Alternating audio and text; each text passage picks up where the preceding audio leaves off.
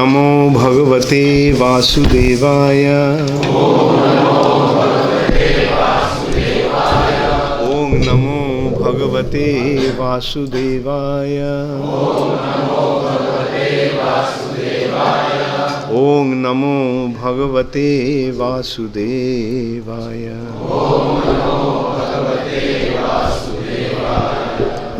नारायणं नमस्कृत्य नरं चैव नरोत्तमं देवीं सरस्वतीं व्यासं ततो जयमुदीरये। नष्टप्रायेषु अभद्रेषु नित्यं भागवत सेवया भगवती उत्तम श्लोके भक्तिर्भवती नैष्टिकी। श्रीमद् भागवतम सप्तम स्कंद पहली अध्याय श्लोक 11। कालं चरन्तं श्रीजतीश आश्रयं प्रधान पुभ्यां नरदेव सत्य कृत। कालं चरन्तं श्रीजतीश आश्रयं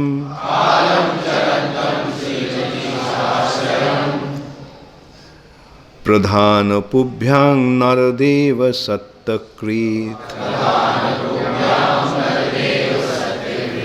कालं चरन्तं सृजतीश आश्रयं प्रधान पुभ्यां नरदेव सत्तकृत। कालं चरन्तं सृजतीश आश्रयं प्रधान पुभ्यां नरदेव सत्तकृत। कालम समय, चरंतम गतिशील, सृजति उत्पन्न करता है, ईशः पूर्ण पुरुषोत्तम भगवान, आश्रयम शरण, प्रधाना भौतिक शक्ति के लिए, पुभ्याम या ये शायद पुंभ्याम होगा, है ना, पुंभ्याम, सॉरी, तथा जीव के द्वारा, नरदेव हे मनुष्य के शासक, सत्य असली, कृत सृष्टा।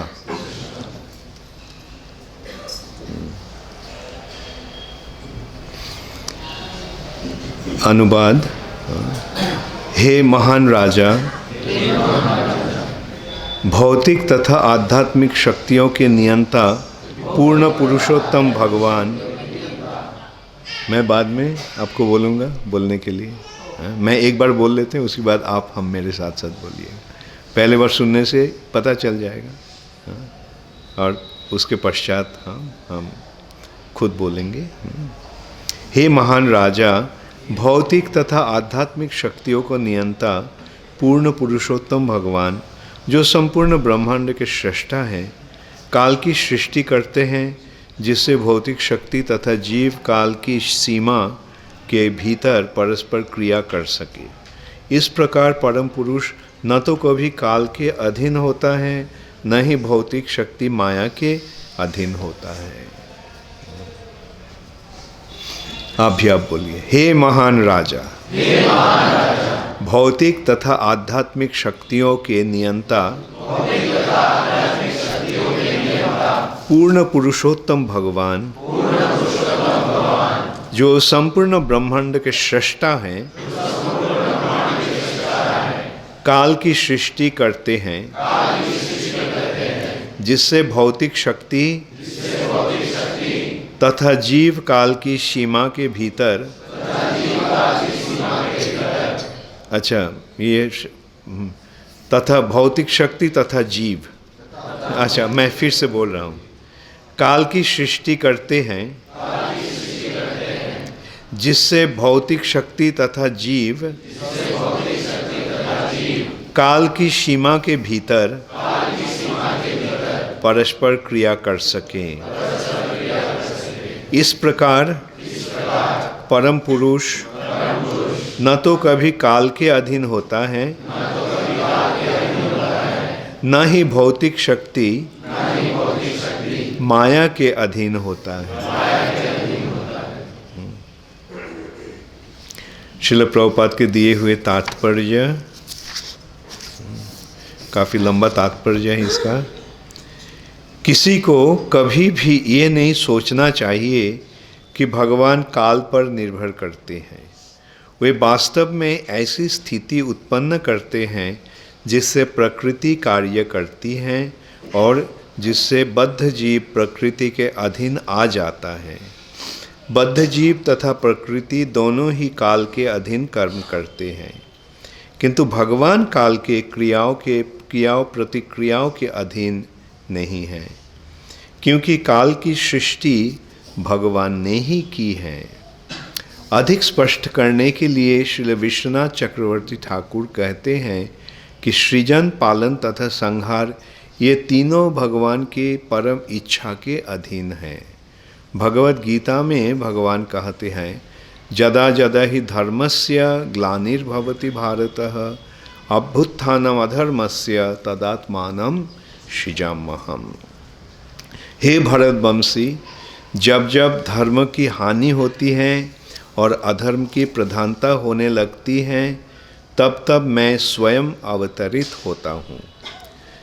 चूँकि पूर्ण पुरुषोत्तम भगवान कृष्ण सबों के नियंता हैं, अतः वे जब जब प्रकट होते हैं तो काल की सीमाओं में बंधे नहीं होते। जन्म कर्म च मे दिव्यम, इस श्लोक में कालं चरंतं सृजनीश आश्रयं पद सूचित करता है कि चाहे सत्वगुण का प्राधान्य हो या रजोगुण अथवा तमोगुण का, यद्यपि भगवान काल के भीतर कार्य करते हैं, किंतु हमें ये नहीं सोचना चाहिए कि भगवान काल के अधीन हैं। काल उनके अधीन है क्योंकि वे इसका सृजन एक निश्चित विधि से कर्म करने के लिए करते हैं। वो कर्म को काल के नियंत्रण में नहीं रख करते। भौतिक जगत की सृष्टि तो भगवान की एक लीला मात्र है। हर वस्तु उनके पूर्ण नियंत्रण में रहती है। चूँकि सृष्टि का जन्म तब होता है जब रजोगुण प्रधान होता है, अतएव भगवान रजोगुण को सुविधाएं प्रदान करने के लिए आवश्यक काल की सृष्टि करते हैं। इस प्रकार वे पालन तथा संहार के लिए आवश्यक कालों का सृजन करते हैं। इस प्रकार ये श्लोक प्रतिपादित करता है कि भगवान काल की सीमाओं के भीतर नहीं हैं। जैसे कि ब्रह्म संहिता में कहा गया है, ईश्वरः परम कृष्ण, कृष्ण परम नियामक हैं, सच्चिदानंद विग्रह, उनका शरीर आनंद पूर्ण तथा आध्यात्मिक हैं। अनादि, वे किसी के भी अधीन नहीं हैं। जैसा कि भगवान ने भगवद गीता में पुष्टि की है, मत्त परतरं किंचिदस्ति धनंजय। हे धन की विजेता अर्जुन, कोई भी सत्य मुझसे श्रेष्ठ नहीं। कोई भी वस्तु कृष्ण से बढ़कर नहीं हो सकती, क्योंकि वे प्रत्येक वस्तु के नियंत्रक तथा स्रष्टा हैं। मायावादी दार्शनिकों का कहना है कि ये जगत मिथ्या है, अतएव हमें इस मिथ्या सृष्टि के परवाह नहीं करनी चाहिए। ब्रह्म सत्यं जगन मिथ्या, किंतु ये सही नहीं है। यहाँ पर सत्यकृत कहा गया है, अर्थात सत्यं परम द्वारा जो भी उत्पन्न किया जाता है वो मिथ्या नहीं कहा जा सकता। सृष्टि का कारण सत्य है, अतएव कारण का प्रकार्य किस तरह मिथ्या हो सकता है? अच्छा, अतएव कारण का प्रकार्य किस तरह मिथ्या हो सकता है? सत्यकृत शब्द का व्यवहार ही ये प्रतिपादन करने के लिए किया गया है कि भगवान द्वारा उत्पन्न प्रत्येक वस्तु वास्तविक है, मिथ्या नहीं। भले ही सृष्टि क्षणिक है, किंतु ये मिथ्या नहीं। कालं चरन्तं सृजनीश आश्रयम् प्रधान पुंभं नरदेव सत्यकृत। हे महान राजा, भौतिक तथा आध्यात्मिक शक्तियों के नियंता पूर्ण पुरुषोत्तम भगवान, जो संपूर्ण ब्रह्मांड के सृष्टा हैं, काल की सृष्टि करते हैं, जिससे भौतिक शक्ति तथा जीव काल की सीमा के भीतर परस्पर क्रिया कर सके। इस प्रकार परम पुरुष न तो कभी काल के अधीन होता है, न ही भौतिक शक्ति माया के अधीन होते हैं। तो परीक्षित महाराज ने प्रश्न कर रहे हैं और सुखदेव गोस्वामी उस प्रश्न का उत्तर दे रहे हैं। ये आध्यात्मिक ज्ञान का जो वर्णन होता है, ये प्रश्न और उत्तर के आधार पर ही है। जैसे भगवद गीता अर्जुन ने प्रश्न कर रहे हैं और कृष्ण ने जवाब दे रहे हैं, उत्तर दे रहे हैं। वैसे ही श्रीमद् भागवतम मुनिगण शौनक ऋषि से शौनक ऋषि के माध्यम नैमिषारण्य में प्रश्न कर रहे हैं और सूत गोस्वामी जवाब दे रहे हैं। तत्पश्चात परीक्षित महाराज ने प्रश्न कर रहे हैं, सुखदेव गोस्वामी जवाब दे रहे हैं। जो सूत गोस्वामी सुने थे उसका वर्णन कर रहे हैं। परीक्षित महाराज को 7 दिन के अंदर मृत्यु होने वाला था। उन्होंने पूछने लगे, सोचने लगे, अब क्या करें, मृत्यु तो आने वाला है, तो अब क्या करना चाहिए। तो उस समय सुखदेव गोस्वामी वहाँ आ गए। भगवान की कृपा से, भगवान के आयोजन से सुखदेव गोस्वामी आए थे परीक्षित महाराज को सहयोग देने के लिए, सेवा, परीक्षित महाराज को सही दिशा दिखाने के लिए। तो इससे हमें भी पता चलता है तो मृत्यु के समय क्या करना चाहिए। मृत्यु ही जीवन का सबसे संकटमय स्थिति है और मृत्यु सबके लिए आने वाली है। आने वाली है या आने वाला है? आने वाली है, ठीक है। मृत्यु सबको ही होगा, तो इसके लिए तैयार होना चाहिए। तो कैसे तैयार होना चाहिए, उसका ही जवाब, उसका ही दिशा सुखदेव गोस्वामी दिखा रहे हैं परीक्षित महाराज के माध्यम। अंतकाले चमामेव शरण मुक्ता कलेवरम जा प्रयाति समद्भावम जाति नस्तत्र संशय। अंतकाले क्या होना चाहिए, क्या करना चाहिए? भगवान को याद करना चाहिए। अंतकाले भगवान को, अंते नारायण स्मृति, नारायण या भगवान को याद करना। अगर भगवान को हम उस समय याद कर सके तब क्या होगा? भगवान कह रहे हैं, भगवान हमें आश्वासन दे रहे हैं कि हम उनके पास चले जाएंगे। तो मृत्यु के समय क्या फिर यहाँ वापस आना है या वहाँ चले जाना है? मृत्यु के समय एक मौका मिल रहा है हमें इस भौतिक जगत से पूर्ण रूप से मुक्त हो जाने का, ये भौतिक बंधन से मुक्त होने का मौका मिल रहा है, अवसर मिल रहा है। Sound is not right.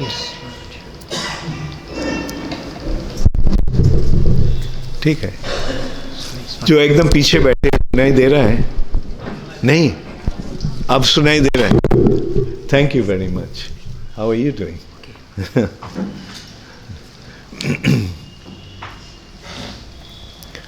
हाँ, तो ये शिक्षा जो है ये सही शिक्षा है। भौतिक जगत को कैसे भोग करे, आर्ट ऑफ लिविंग, वो बकवास है।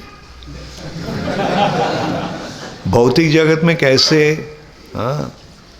जीना है वो एक जानवर भी जानता है, तो उसको किसी को सिखाना नहीं पड़ता है। सबको ही, आप सबको पता है कैसे जीना है। बल्कि सही बात यह है कि कैसे मरना है। Art of dying is the real challenge. और हम अगर जानते हैं कैसे मरना चाहिए तो हम अमर बन जाते हैं। That is the main point. मृत्यु के समय इस भौतिक जगत की बंधन से मुक्त होने का एक अवसर मिल रहा है। तो सही रूप से हम यहाँ से निकल सकते हैं तो सीधा हम भगवान के पास वापस जा सकते हैं। ये भौतिक जगत कोई अच्छा जगह नहीं है, ये कष्ट पाने का एक जगह है। यहाँ कष्ट ही कष्ट मिलता है। दुखालयम आश्वासतम। कोई अगर सोचता है मैं तो बहुत मज़े में हूँ, बहुत कुछ है, हाँ, रुपया मिला है, अच्छा फैमिली मिला है, हाँ, एक प्रासाद मिला है, हाँ, लेकिन आश्वासतम कब तक रहेगा? कुछ दिन के लिए ही केवल ये स्थिति। हाँ, अगर हम सुख में हो तो क्षणिक है ये सुख, लेकिन असल में ये जगह दुखालयम है। त्रिताप दुख मिल रहा है सबको, उससे छुटकारा किसी को भी मिल नहीं सकता। आधी आत्मिक, आधी भौतिक, आधी दैविक। आधी आत्मिक और शरीर और मन से जो क्लेश या ताप या कष्ट मिलता है। शरीर से कष्ट मिलता है ना, जब बीमार होता है, कष्ट होता है। मन, जब दुख आता है, चाहे किसी को, अपना आदमी को मृत्यु हो गया तो कैसा लगता है, मन में कष्ट होता है। ये दो प्रकार की जो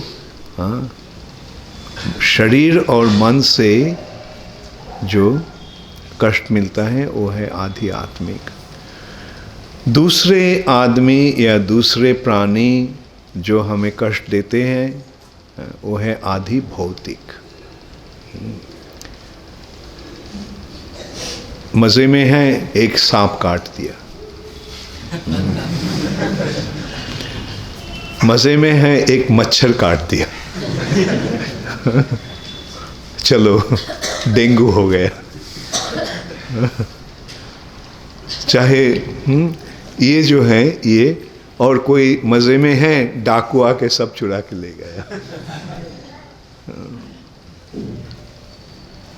तो ये जो है ये आधी भौतिक और आधी दैविक।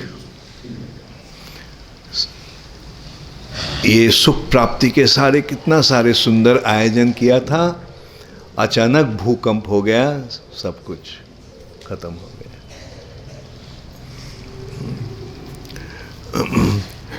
मजा लूटने के लिए गया थाईलैंड, सुनामी आ गए।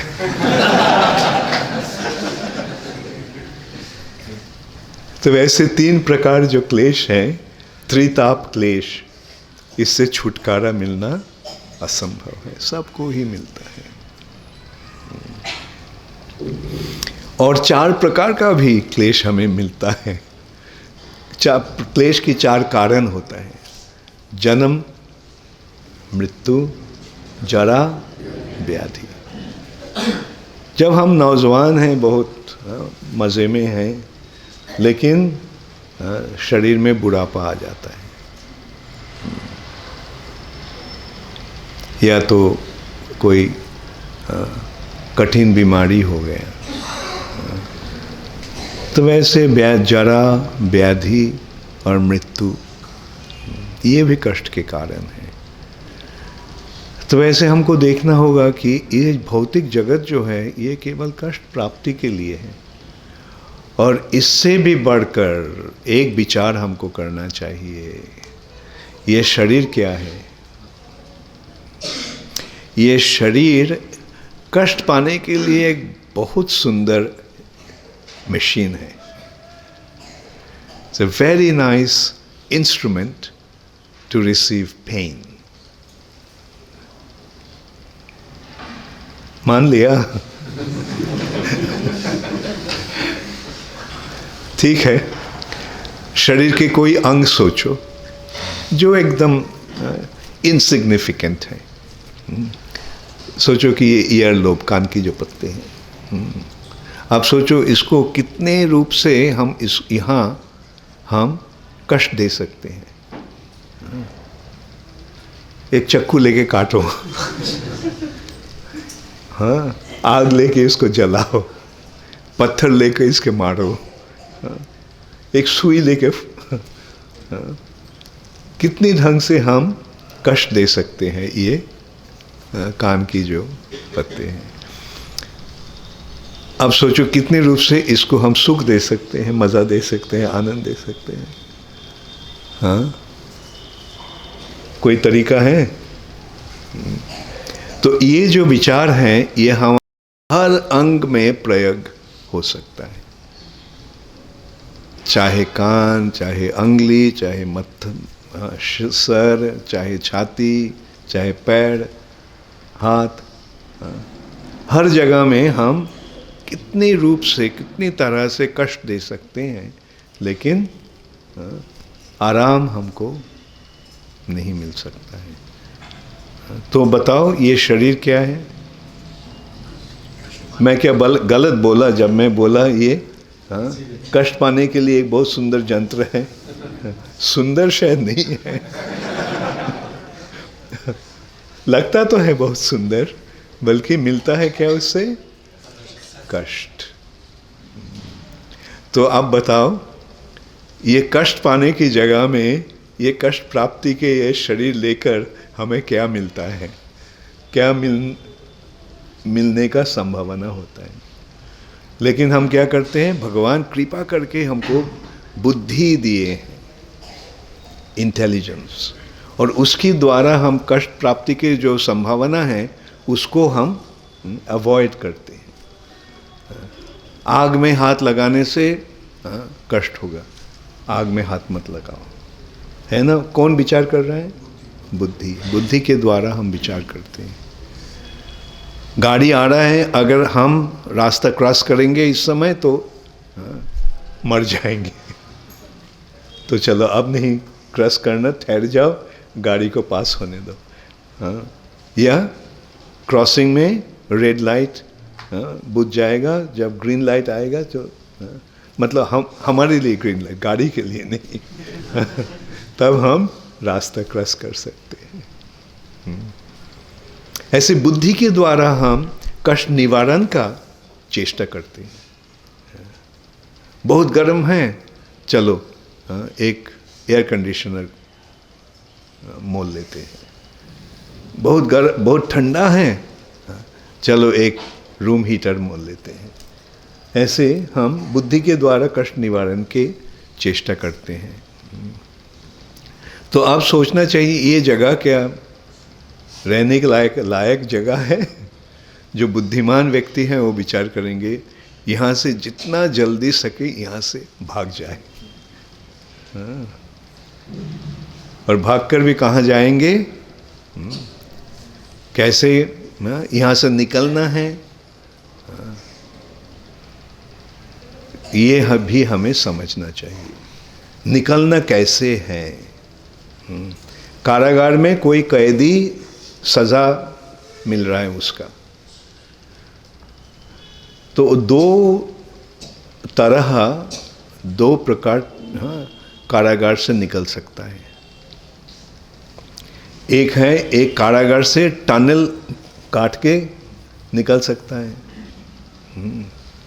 या कोई कारागार जो दीवार है उसको उतार के निकल सकता है। बल्कि वैसे निकलने से क्या होगा, पुलिस पीछे रहेगा, हम रह नहीं पाएंगे, जंगल में छुप कर रहना पड़ेगा, खाने को नहीं मिलेगा, रहने का जगह नहीं मिलेगा। जब तक कारागार में था तब तक खाने का पहन और सोने का जगह मिल रहा है, अब जंगल में तो कुछ भी नहीं मिल रहा है, और उसके ऊपर पुलिस पीछे है, उसे भागना है हर समय। तो ऐसे निकलना कारागार से सही होगा? नहीं। लेकिन अगर हमको पता चला कि कारागार में क्यों हमें सज़ा मिल रहा है, और हमें पता चला कि ये कारागार राजा का है, और मैं राजा को कानून जो है उसको नहीं स्वीकार किया, राजा के कारण कानून को न मान के जो आचरण किया है उसके लिए हमें सज़ा मिल रहा है, तो हम राजा के पास अगर एक पिटीशन भेजते हैं, application, my dear sir, I am so sorry, मैं वादा करता हूँ कभी और ऐसा नहीं करूँगा, और मुझे पता चल गया है कि आपके अधीन में रहकर आपको सेवा करना ही सही काम है, तो अब से मैं वैसा ही करूँगा। तो ऐसा खत अगर राजा को मिलता है तो राजा क्या करते हैं? राजा शायद जो कारागार के जो अध्यक्ष हैं उनको बताते हैं ये कैदी ऐसा एक ये भेजा है, वो देखना हो कैसा आचरण करता है। और जब राजा को ये मिलता है, हाँ ये बहुत अच्छा हो गया है, आपका जो जितने सारे कानून हैं सही रूप से मान रहे हैं, और सबके पास आपका गुणगान करते हैं, बोलते हैं सबके पास जाकर आप कितने अच्छे हैं, आप कितने महान हैं। तब राजा क्या बोलते हैं, ठीक है उसको मेरे प्रासाद में भेज दो, मेरा एक नौकर का ज़रूरत है और लगता है ये अच्छा नौकर बनेगा। तो अब बताओ, ये दो प्रकार से हम जो निकल सकते हैं, इनमें से बेहतर कौन है? राजा को स्वीकार कर लेना। तो अब बताओ, ये भौतिक जगत अगर एक कारागार है तो यहाँ के राजा कौन है? परमेश्वर भगवान श्री कृष्ण। तो हम कृष्ण के पास अगर एक पिटीशन भेजते हैं, हरे कृष्णा कृष्णा कृष्णा हरे हरे, हरे राम राम राम हरे हरे, तो कृष्ण क्या करेंगे? यहाँ के जो ये कारागार का जो अध्यक्ष हैं, देव देवियाँ, उनको बताते हैं, उसको देखो तो कैसे आचरण करता है।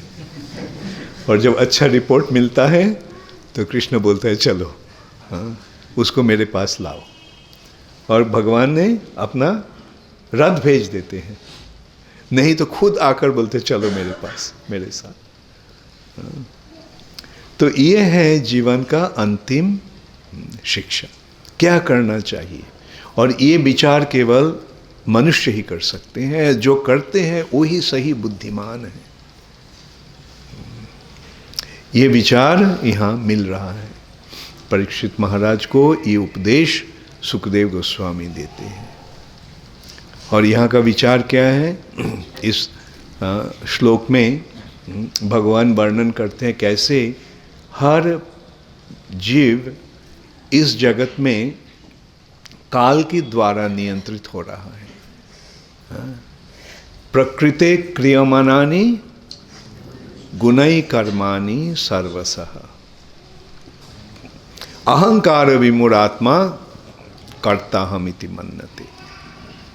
प्रकृते मतलब इस भौतिक जगत में क्रियमानानि गुणै कर्माणि सर्वशः, प्रकृति का 3 गुण हैं, सत्वगुण, रजोगुण, तमोगुण, और हम लोग उस गुण के अधीन कार्य करते हैं और यह गुण के द्वारा प्रभावित होकर कार्य करते हैं। जैसे गुण हमारा है वैसे हम आचरण करते हैं और उसका फल भी वैसा मिलता है।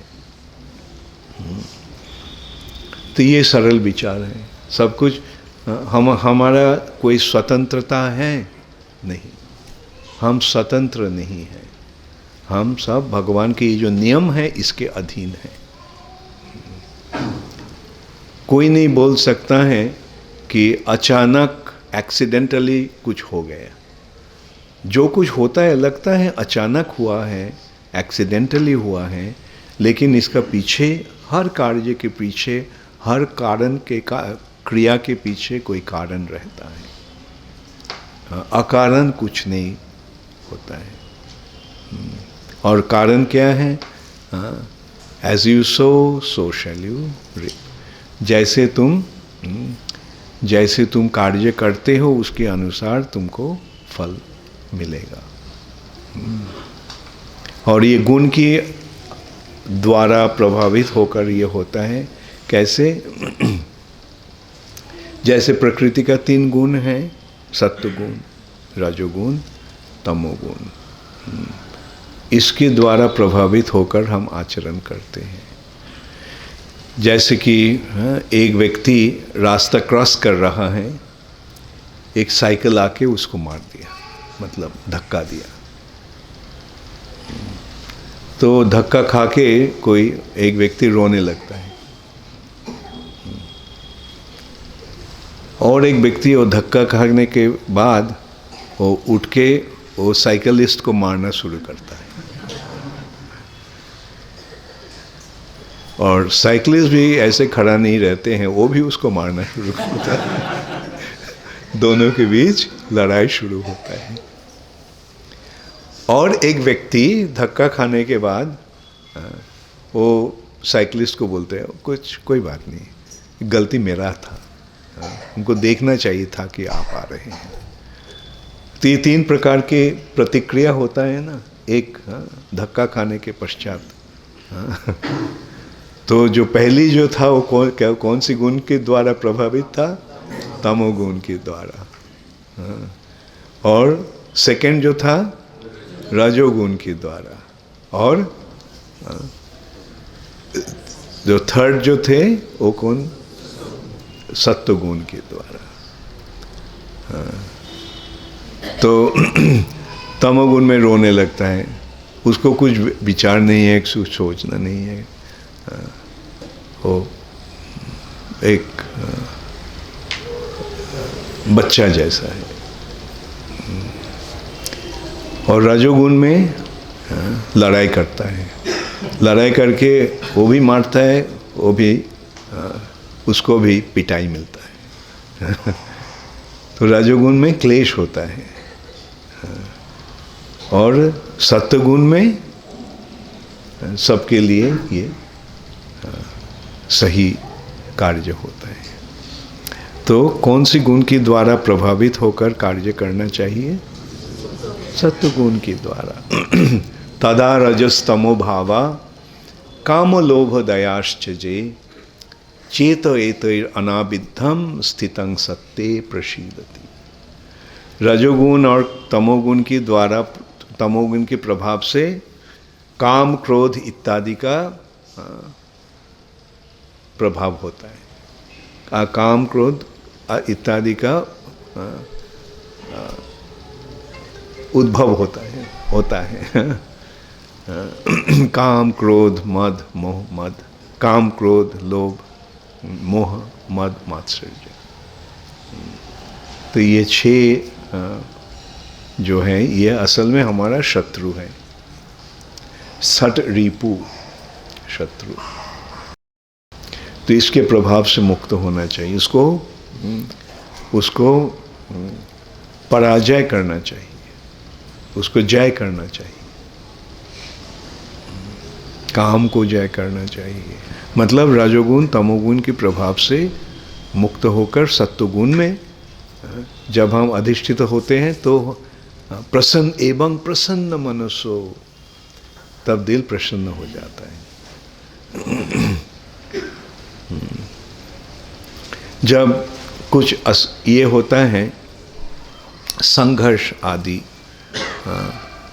और ये जिसके द्वारा हमें कष्ट मिलने का संभावना रहता है, जिसके प्रभाव से हम कष्ट पाते हैं, उससे दूर रहना।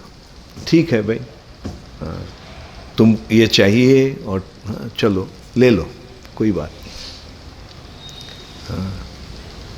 ये है सत्वगुण के प्रभाव।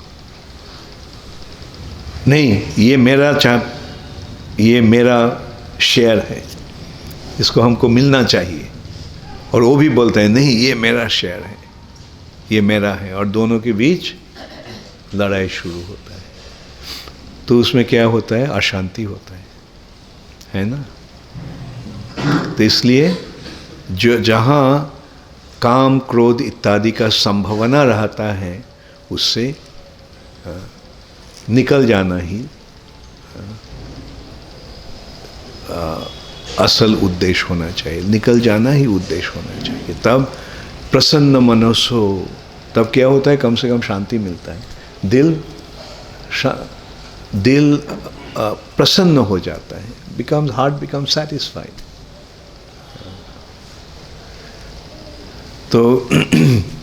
तो कोई कह सकता है, ऐसे जो हम देखते हैं, जो वर्णन हुआ है पहले, वृत्रासुर को भगवान ने संहार किया, तो लगता है भगवान देवताओं को फेवर कर रहे हैं और असुरों का प्रति द्वेष विद्वेष भाव रखते हैं। तो इस प्रश्न के उत्तर में ये जवाब सुखदेव गोस्वामी दे रहे हैं, नहीं, भगवान पूर्ण रूप से निरपेक्ष हैं। जो कुछ यहाँ हमको मिलता है और होता है, ये हम ही तैयार करते हैं। जैसे राजा को कभी किसी को नहीं बोलते हैं तुम सुखी बनो और तुम दुखी बनो, ऐसे भगवान, ऐसे राजा कभी नहीं सही राजा नहीं बोलते हैं। भगवान भी नहीं बोलते हैं कि ये सुखी बनेंगे। ये भगवान एक कानून कर दिए हैं कि लॉ, कॉज एंड इफेक्ट, क्रिया और प्रतिक्रिया, कारण और कार्य। भगवान निरपेक्ष है, उपद्रष्टा अनुमंता च, भगवान निरपेक्ष रूप से देख रहे हैं। इस भौतिक जगत में भगवान क्रिया नहीं करते हैं, भगवान कुछ नहीं करते हैं। जब अवतार होते हैं तब करते हैं, नहीं तो भगवान निरपेक्ष है। और भगवान एक कानून तैयार कर किए हैं। वो कानून का जैसे मैं बताया, एक्शन रिएक्शन, हर कार्य का प्रतिक्रिया होता है, हर क्रिया के प्रतिक्रिया होता है, और ये प्रतिक्रिया के कारण हम कभी कभी सुख भोगते हैं, कभी कभी कष्ट पाते हैं, कभी हमारा मज़ा मिलता है, कभी हमें कष्ट मिलता है। तो ये हम खुद बनाए हैं। इस सिलसिले में एक दृष्टांत को याद आ रहा है। मैं प्रभुपाद के साथ जब वृंदावन में था सन 77 में, तो दिन भर मैं प्रभुपाद को सेवा करता था। सुबह को जप करने का समय नहीं मिलता, तो लंच लेने के बाद प्रभुपाद जब आराम करते थे तो मैं निकल के कहीं जाके जप करता था। तो एक दिन एक पेड़ के नीचे दूर में, तब तो वृंदावन में उतने मकान ये सब नहीं था, सारी जगह बिल्कुल खाली था। एक पेड़ के नीचे बैठकर मैं जप कर रहा हूँ, तो देखा एक ब्लैक एंट, काली चीते, वो मेरा पैर पर उठ रहा है। तो मैं बायां हाथ से उसको ऐसे टुकड़ा, और वो वेंट फ्लाइंग, उड़ के गया और एक काला चींटी के साथ उसको संघर्ष हुआ और दोनों ने लड़ाई करना शुरू किया। तो तब हमको पता चला, याद आया कि हमारा भी ऐसा हाल है। हाँ, कोई ऐसे हमको फ्लिक करते हैं और हम जाके और किसी के साथ संघर्ष होता है और हम लड़ाई करने शुरू करते हैं, क्यों तुम किया है ऐसा हमको। और वो भी बोलता है, हाँ, आप क्यों आके हमको धक्का मारा है। हाँ, तो हमारा हाल भी वैसा ही है। कर्म के नाते हमको उसका फल मिल रहा है और उसके फल के कारण कभी हमें सुख मिल रहा है, कभी हमें दुख मिल रहा है।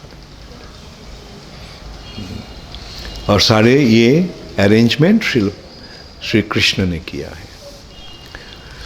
और इस तात्पर्य में श्रील प्रभुपाद बताए कि हम सब काल के अधीन हैं, समय के अधीन हैं। काल भगवान का ही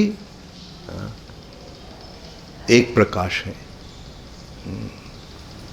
काल के रूप में भगवान इस भौतिक जगत में प्रकट होते हैं, या काल भगवान की एक शक्ति है।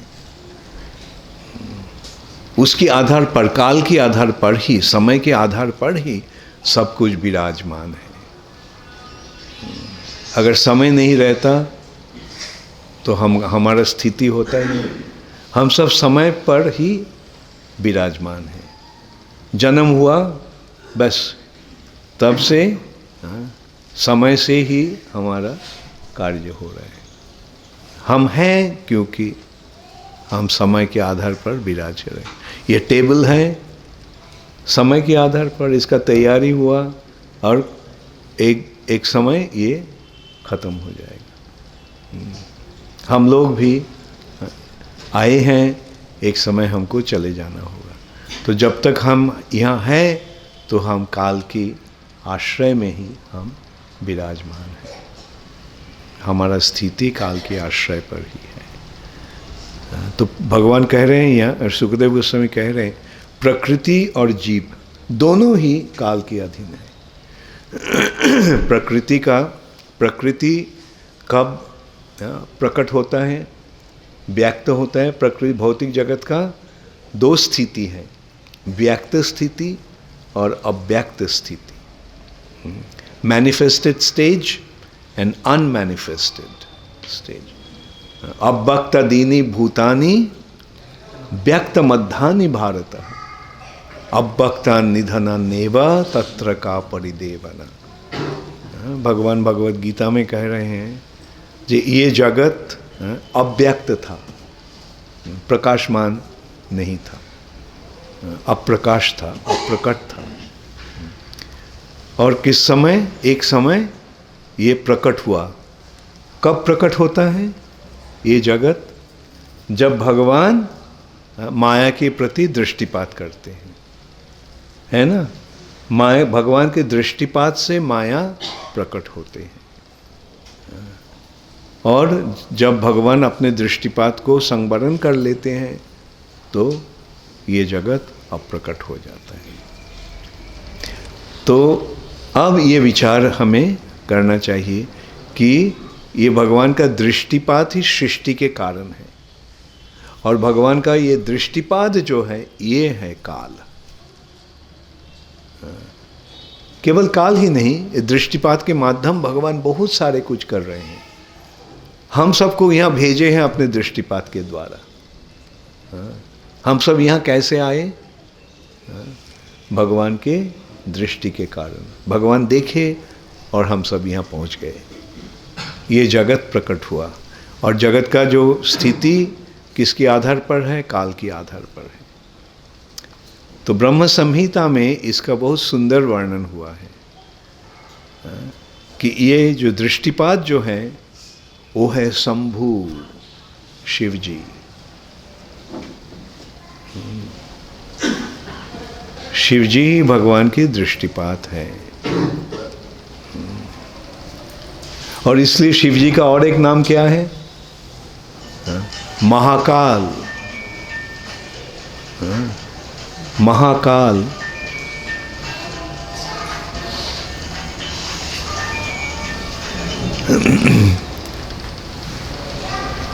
तो वैसे और एक विचार ये है, तो दृष्टिपात के द्वारा हम यहाँ आए हैं। तो किसके माध्यम हम इस भौतिक जगत में आए हैं? शिव जी के माध्यम। इसलिए शिव जी का पूजा कैसे होता है?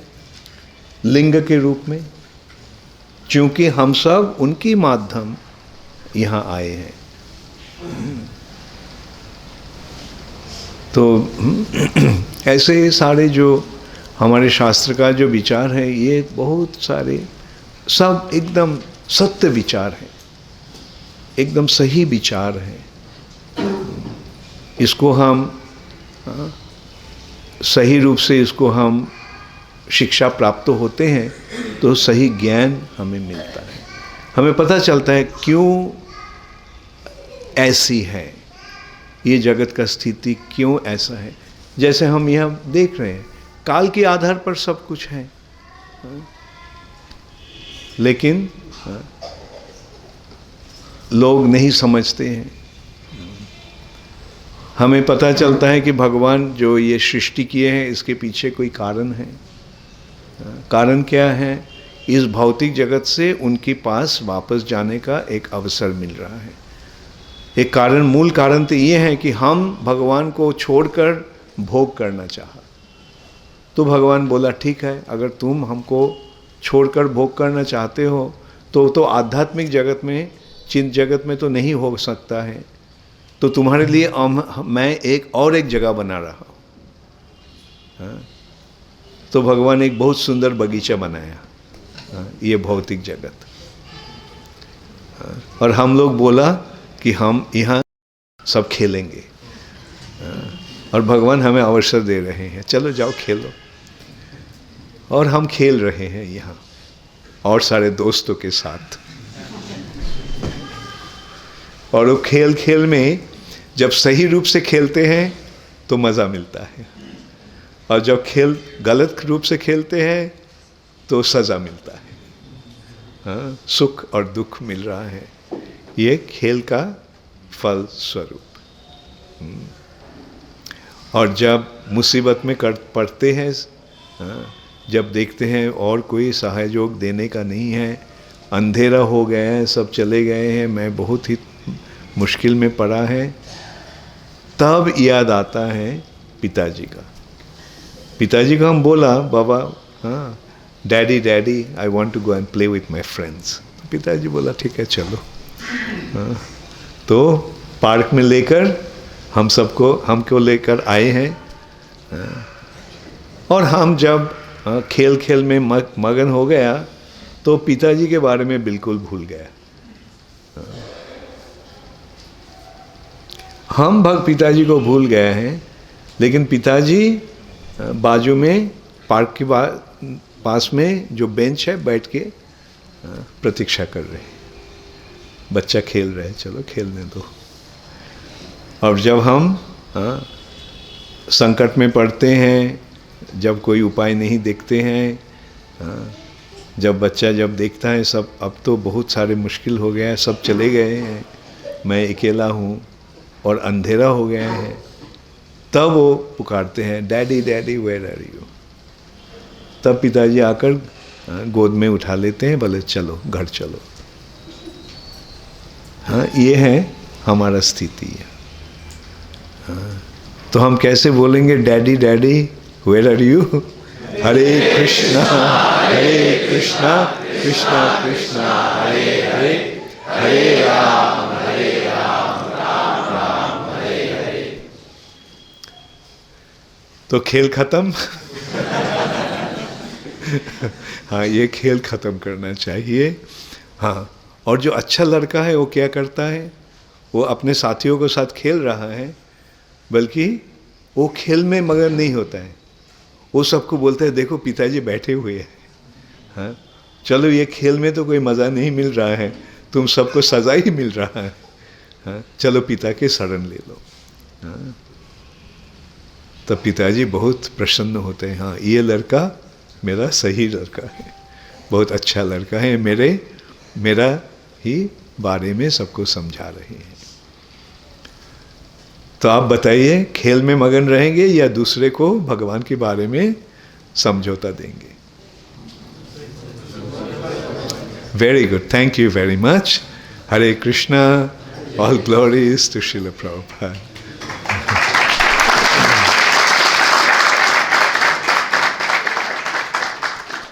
कोई प्रश्न है किसी को?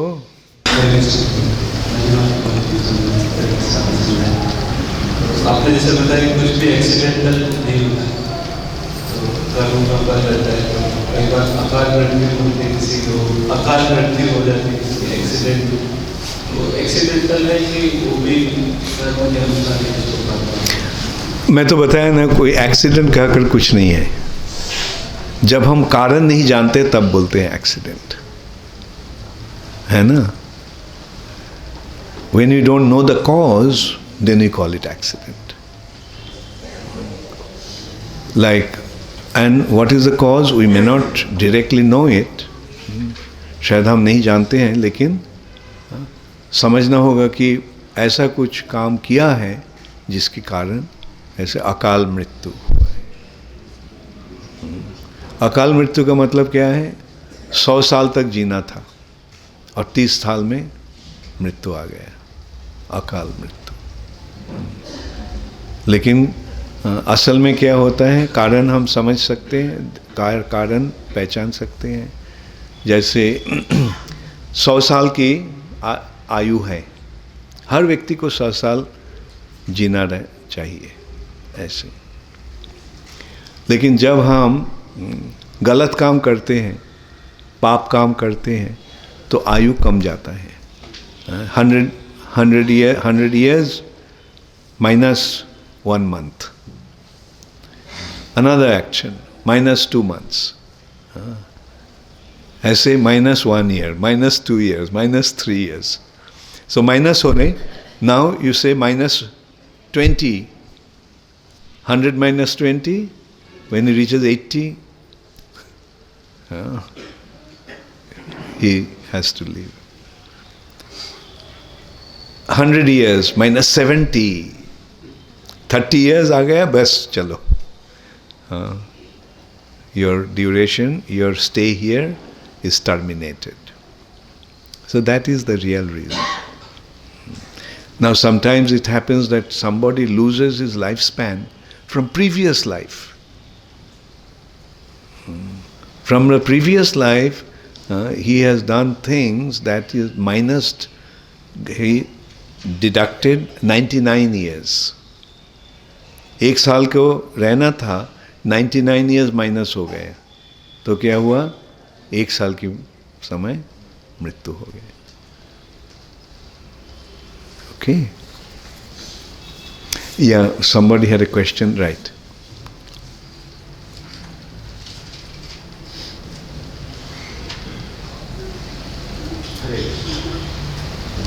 हरे कृष्ण।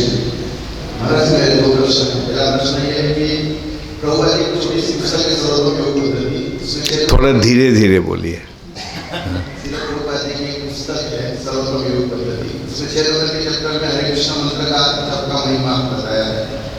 इसमें अंत में प्रभुपाद जी बताते हैं कि हरे कृष्ण मंत्र जप करने वाले के सामने राधा कृष्ण अपना स्वरूप प्रकट कर देते हैं। जब के जो 30 स्तर है, नाम अपराध के साथ नामाभास और शुद्ध नाम का जप, तो शुद्ध नाम का जब करते हैं तो भगवान प्रकट होते हैं। जरूर, ये तो हरे कृष्ण महामंत्र तो राधा कृष्ण ही है, लेकिन अपराध के कारण भगवान प्रकट नहीं होते हैं, नाम कृष्ण के रूप में प्रकट नहीं होते हैं। जब हम अपराध शून्य होकर नाम लेते हैं तो ये हरे कृष्ण महामंत्र स्वयं राधा कृष्ण बन जाती है।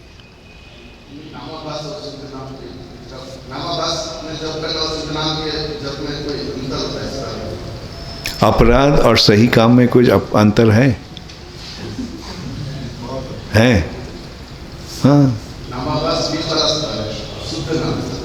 जब अपराध मुक्त हो जाता है और जब उसके कारण नाम के प्रभाव से प्रेम का उत्पत्ति होता है, प्रेम का आगमन होता है, तो ये है नाम का फल। जब तक नाम अपराध हो रहा है तब तक नाम की कृपा नहीं मिलेगा। ठीक है, भगवान तो नाम के रूप में प्रकट हुए हैं और लेकिन अपराध के कारण भगवान प्रकट नहीं होते हैं। तो अपराध अगर सब दूर हो गया है तो क्या होगा? नाम हाँ, राधा कृष्ण के रूप में नाम प्रकट होंगे। दूसरा प्रश्न ये है कि ब्रज को से परिक्रमा कर रहे थे, ब्रज को से परिक्रमा कर रहे थे, तो वहाँ कामयाब में चरण बाहर आता है जहाँ पर भगवान श्री कृष्ण के पद चिन्ह पत्थर पर अंकित है। तो ऐसा तो मोस्टली कहते हैं कि हम कोई पत्थर पर चरण रखते हैं तो हमारा पुरुष स्टेप नहीं आता है। भगवान का पुरुष स्टेप है, उसके पीछे कोई लीला है? मैं समझा नहीं, बताओ कपिल मुनि। काम्यवन है, वहाँ पर पत्थर के ऊपर भगवान के चरण कमल है। हाँ, तो मतलब वैसे चरण कमल पत्थर के ऊपर आते नहीं, तो क्या उससे जुड़ी कोई लीला है?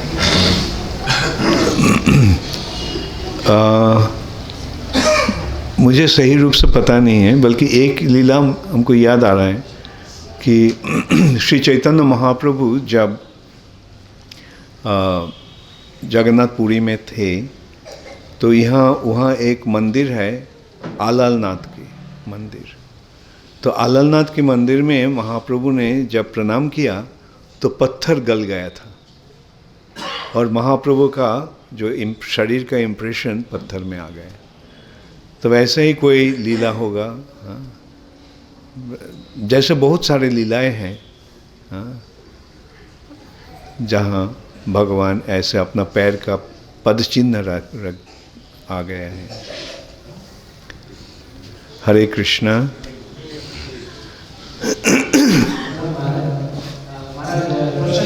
ये थोड़ा बहुत सारे ये आ रहा है, हाँ इको आ रहा है, उसको रिवर्ब बंद कर दें। हरे कृष्ण महाराज। महाराज प्रणाम। हरे कृष्ण महाराज, एक प्रश्न नहीं है मेरा, मुझे एक आपसे एक रिक्वेस्ट है कि ओशन ऑफ मर्सी बुक मैंने पूरी पढ़ी है, तो उसमें से महाराज मतलब प्रोपा के साथ जो आपका एकदम मेमोरेबल, जो आपको मतलब हृदय से एकदम स्पर्श वाला कोई मोमेंट हो, तो कृपया बताने की कृपा करें। ठीक है, तो पहले प्रश्न उत्तर ले लेते हैं, उसके बाद। महाराज, आपने 3 गुणों के विषय में बताया, उसमें तीसरा सत्व गुण जो है, आपने उदाहरण भी दिया साइकिलिस्ट का, तो उसमें हमारी गलती नहीं होने के बाद भी हमें क्षमा मांगनी चाहिए, माफी मांगनी चाहिए। हाँ। लेकिन वर्तमान काल में महाराज उल्टा चल रहा है, अगर हम माफी मांगेंगे तो बहुत मारेंगे, ऐसे करेंगे तो मारेंगे, निश्चित मारेंगे। तो ऐसे हालात में मार खानी है कि सामना भी करना है? मैं जो बोला, हाँ, अगर सही काम करने से अगर नुकसान हो रहा है, आपका कहना ये है, काम कर रहे हैं, सही काम कर रहे हैं, लेकिन उसके जो फल हैं सही रूप से नहीं मिल रहा है। सत्वगुण में क्षमा मांग लिया, बल्कि आकर उसको मारने लगा।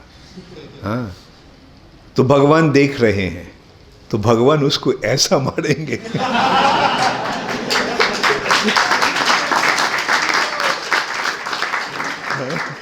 तो ये समझकर सब सहन कर लेना। ठीक है, भगवान देख रहे हैं अगर अकारण कोई हमारे साथ ठीक से आचरण नहीं कर रहा है, करने दो, क्या है। और इस हमको ये समझना है कि भौतिक जगत में हाँ, ये कर्म के अनुसार हो रहा है। मैं शायद पहले कुछ बुरा काम किया था, उसके लिए आज ऐसा मिल रहा है। हाँ, ऐसे सोच लेना। हाँ, तभी हम खुद हमारा दिल प्रसन्न रहेंगे और दूसरे के सामने भी ये एक सुंदर दृष्टांत रहेगा। और देखकर एक आदमी गलत प्रतिक्रिया कर सकता है, लेकिन और सब देखेंगे कि ये सही नहीं है। ठीक है, ओके। आप मतलब दूसरों के साथ बहुत अच्छा करते हैं तो भी हमें मतलब दुख मिलता है, ऐसा क्यों होता है? ये तो प्रश्न तो यही था, उसका रिपीट किया आपने, सुना, जवाब मिला, ठीक है। हरे कृष्ण। ओके। हरे कृष्ण महाराज, सपोज हमने किसी से कुछ गलत किया है, as a punishment we will get reverse. किसी ने हिट किया है तो दूसरा हिट करने आया, ही कंट्रोल हिज एक्शन, तो वहां पे वो चेन का रिएक्शन करना साइकिल का रुकेगा कि वो कंटिन्यू हो जाएगा? सबका ही कंटिन्यू होता है। कर्म का जो फेर है वो एकदम चेन रिएक्शन होता रहता है। पर जो मुझे मानने आया तो उसने वहां पर अपना रिएक्शन रोक लिया आगे का, ये मान सकते हैं? हाँ, वही तो सही विचार है। वो जो मारा ठीक है। वो कर्म के फेर, कर्म के कारण ये हो रहा है। ओके, अच्छा। जो प्रीवियस कर्म है उनके फलों को हम कैसे चेंज कर सकते हैं? हाँ, चेंज सारे, केवल एक कर्म का चेंज नहीं, सारे कर्म का हम चेंज कर सकते हैं जब हम भगवान को शरण ले लेते हैं, तब और कर्म नहीं रहता है।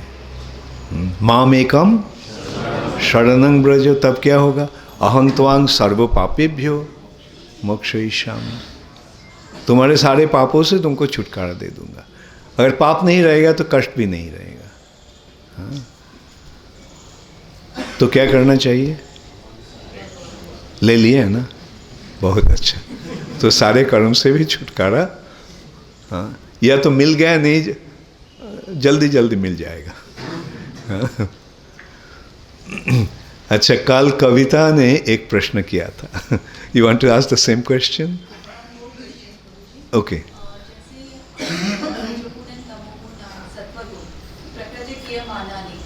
तो हम कई बार सतोगुण में रहते हैं, कई बार रजोगुण में, कई बार हमेशा एक गुण में हम नहीं रहते हैं। तो हमेशा कैसे प्रैक्टिस करें कि हम हमेशा सतोगुण में रहें, रजोगुण में नहीं रहें, तमोगुण में नहीं रहें, कैसे? The best policy is surrender to Krishna, then you will become above all gunas, even sattva-guna. Then you will become situated in the transcendental mode which is called Suddha Sattva, Vishuddha Sattva. और कल तुमको बोला कि ये जो प्रश्न जो तुम किया था, की थी, उसको मैं बैठ कर दूंगा, तो उसका जवाब दूंगा। ओके। कविता कल प्रश्न किया था कि कैसे भक्ति मार्ग में आगे बढ़ सकते हैं। हाँ, ये तो था ना प्रश्न, बहुत सुंदर प्रश्न था। शायद ये प्रश्न सबका दिल में ही रहता है, कैसे हम भक्ति मार्ग में आगे बढ़ सकते हैं।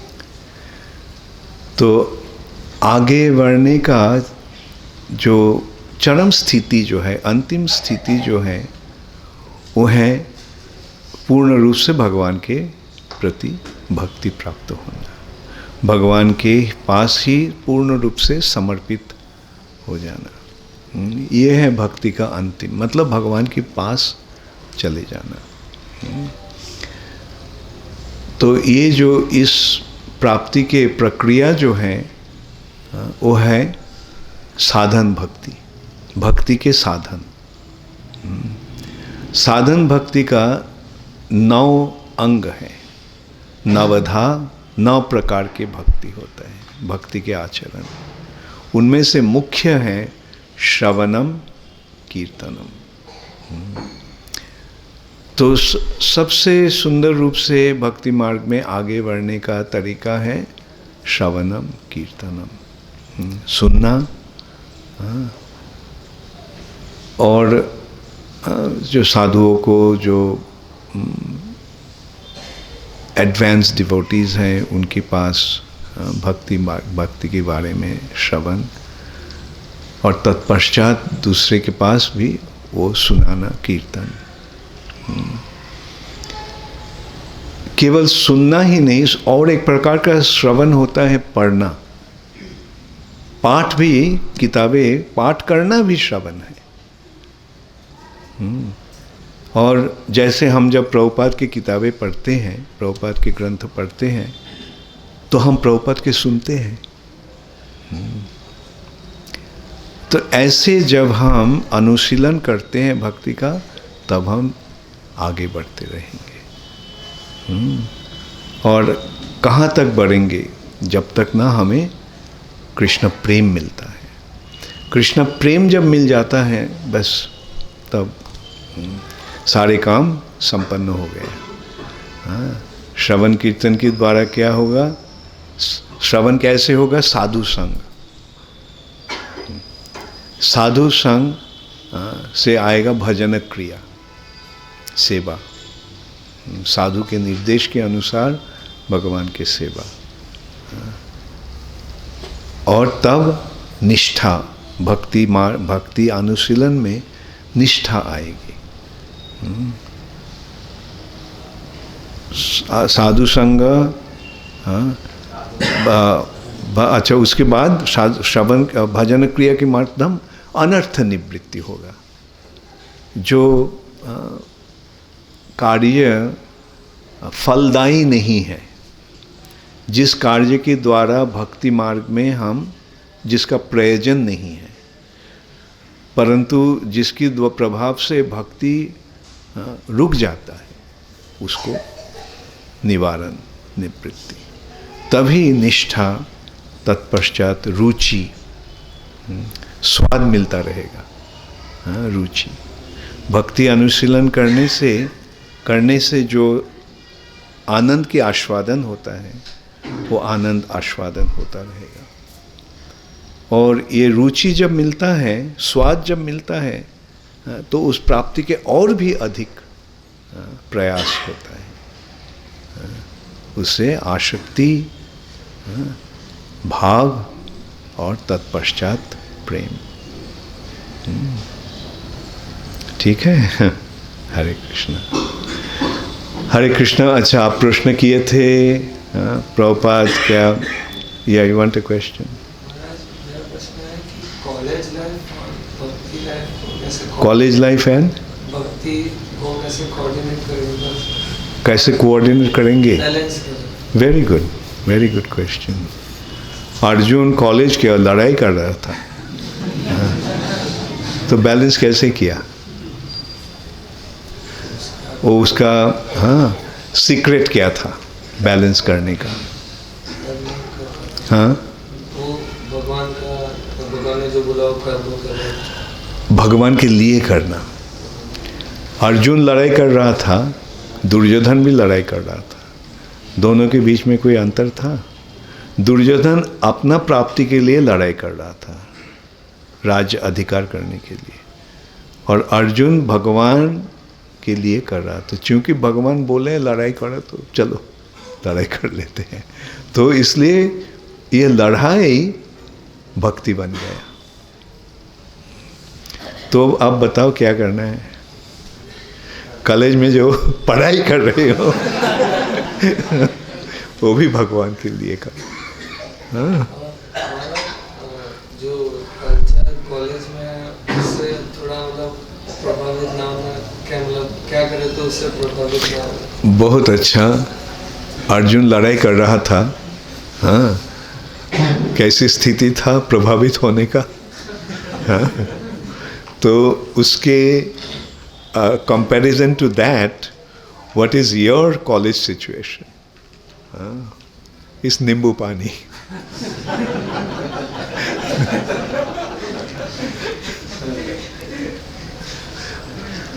अच्छा, आप प्रश्न किए थे कि प्रभुपाद के बारे में जो मैं लिखा है उससे अच्छा रहेगा कि आपका अगर कुछ सुनने का इच्छा है तो आप बता सकते हैं। कौन सी? हाँ, सभी तो हृदय स्पर्शी था। अच्छा, ठीक है। हाँ, तो एक निर्देश प्रभुपाद के, बहुत सारे निर्देश प्रभुपाद से मिला है हमको।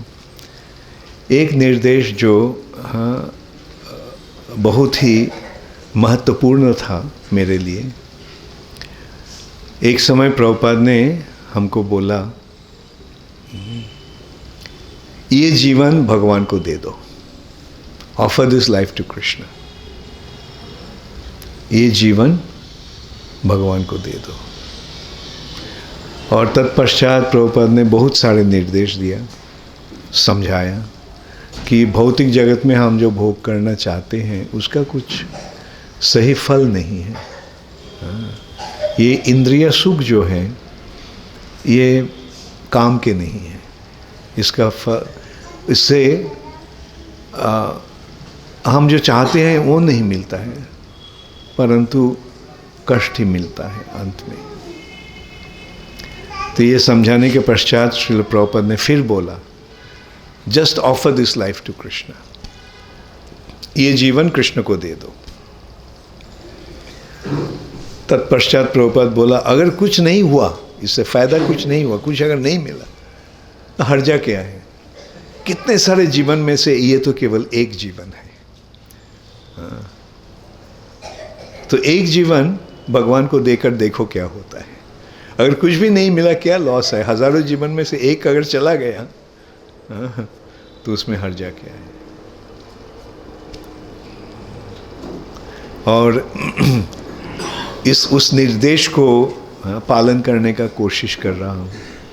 कम से कम ये जीवन देने का प्रयास कर रहा हूँ।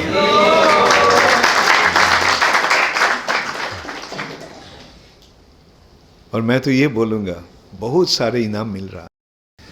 आई am getting rewards in many wonderful ways. और अब तो ये कर रहा हूँ कि जन्म जन्म में हम भगवान को सेवा ही करते रहे और भगवान के पास अपने आप को समर्पण, केवल इस जीवन ही नहीं, जितने सारे जीवन आएंगे सारे जीवन में भगवान के सेवा ही कर सके। Thank you all very much. Hare Krishna. आप सबको बहुत धन्यवाद।